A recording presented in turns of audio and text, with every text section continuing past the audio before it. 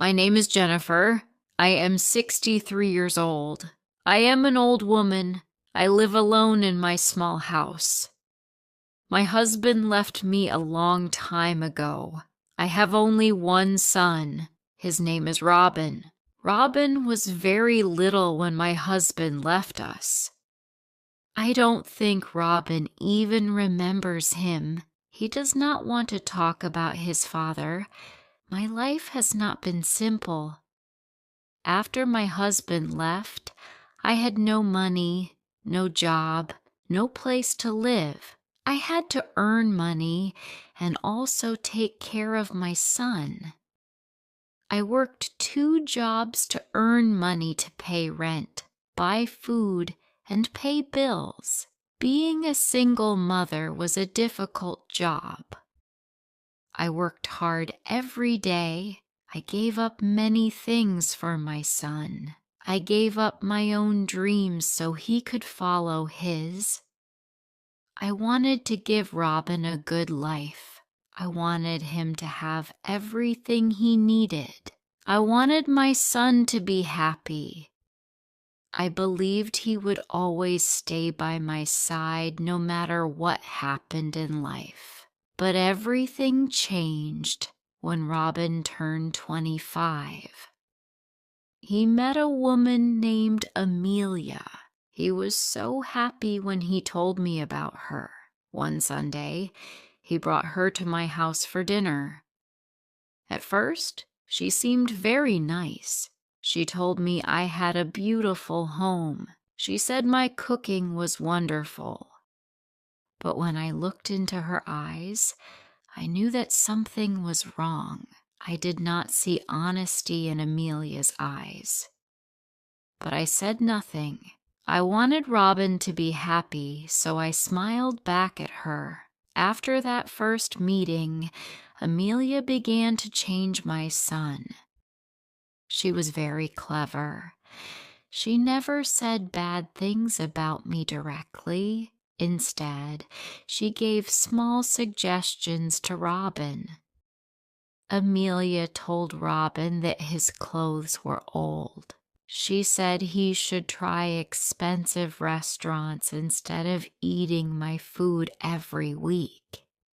She talked about her modern friends, and soon Robin did not have time for his old friends anymore. He started to talk like her and act like her friends. He was becoming a different person, someone I did not know. He was not my Robin anymore. Robin stopped visiting me on the weekends. Our Sunday dinners became a memory. At first, he made excuses. He said he was busy with work or he was tired. Then the excuses stopped. He just did not come. His phone calls became shorter, and he always seemed busy. "I have to go, Mother," he said. I missed his voice. I missed my son. My house felt quiet and empty without him. One day, I couldn't stay silent anymore. I knew I had to speak to Robin, so I called him. I said, "Robin, my son, I am worried about you. You seem different." I tried to tell him about my feelings for Amelia, but he did not listen. He became angry. "You are just jealous, Mother," he said. "You don't want me to be happy with someone else." My heart broke. His words hurt me more than anything.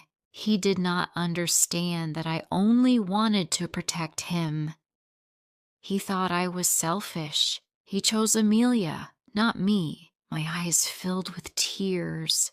A stranger was stealing my son, and I could not do anything to stop it.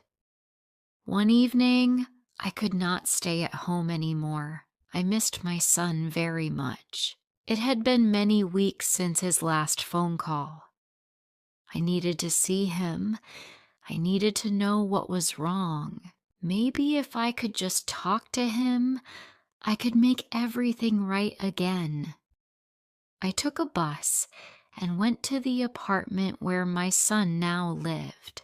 My hands were shaking as I pushed the button for the elevator. I went up to the 4th floor.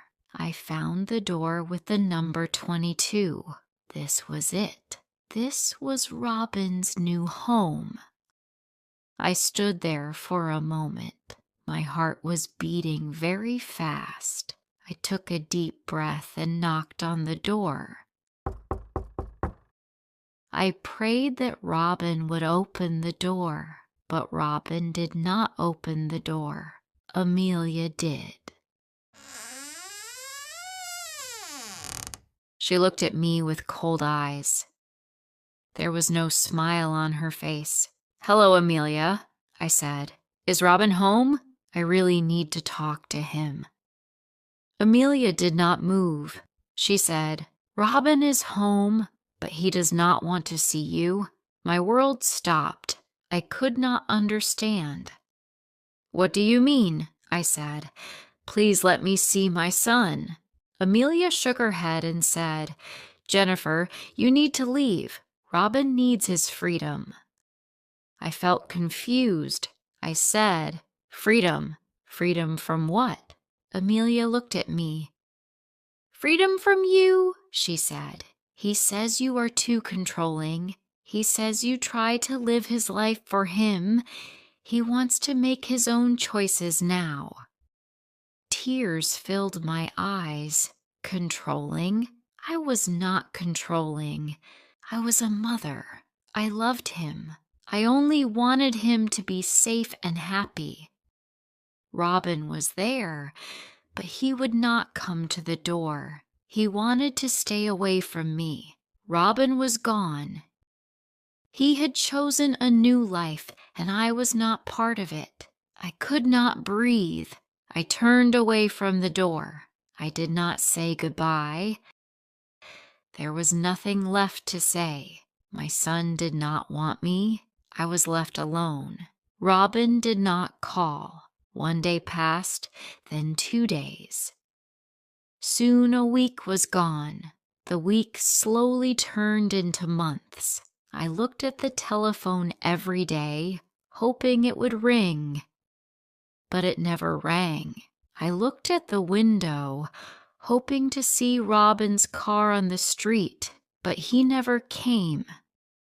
There were no letters, no calls, and no visits. He promised he would never leave me. I could not sleep. I could not eat. I cried every day. When I went outside, people looked at me. They probably thought I was a bad mother. They thought I did something wrong to make my son go away. I wanted to tell them it was not my fault, but I said nothing. One morning, I opened the newspaper. I saw a name that made my heart stop. It was my son's name, Robin. My hands began to shake as I read the story. The article was about Robin and his wife, Amelia. It said Amelia had another man. The other man was Robin's best friend. I could not believe what I was reading. My poor son was all alone. I wanted to help him. I am his mother. I wanted to run to his house and hug him. I wanted to tell him that I was there for him. But then I remembered standing at his door. I remembered Amelia's face when she told me to leave. Robin chose her. He chose to leave me.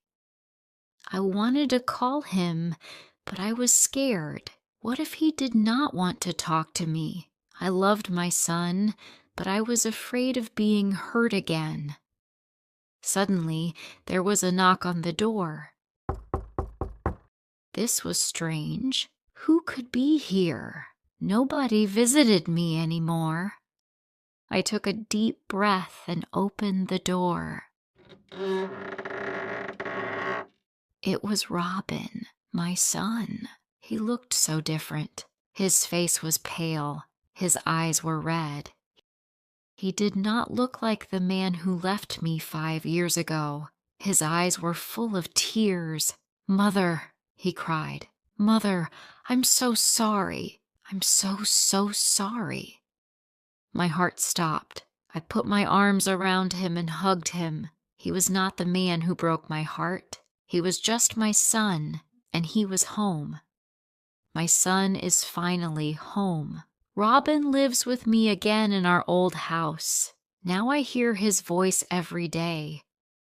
I do not cry at night anymore. I sleep peacefully because I know Robin is safe in the next room. Some people ask me if I am still angry. They ask how I can forgive him so easily. They do not understand a mother's heart. When I look at Robin, nothing is more important than having him back. It will never be exactly the same as before, but it can be strong again. Families can hurt each other, but they can also heal. Love is a powerful thing. It can fix what was broken and bring back what was lost. If you liked this story, please like, comment,